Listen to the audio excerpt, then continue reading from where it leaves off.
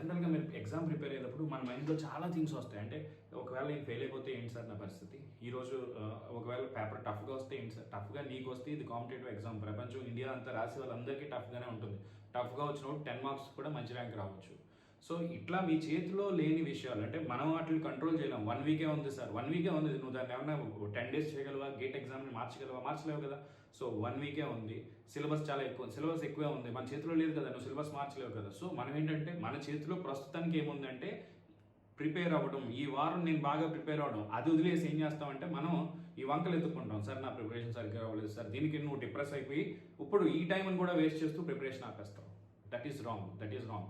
లేదా ఈ 1 వీక్‌లో మనం ఏదైతే చెయ్యాలో దాన్ని ఎగ్గొట్టడం కోసం మన మైండ్‌లో ఏముంటుందంటే నెక్స్ట్ ఇయర్ 27 గేట్‌కి ప్రిపేర్ అవుతానులే అనేది మైండ్‌లోకి వచ్చేస్తుంది. అసలు అవసరమే లేదు. ఇప్పుడు 2026 గేట్ ఎగ్జామ్ అయ్యే వరకు మీ మైండ్‌లో ఈ అప్‌కమింగ్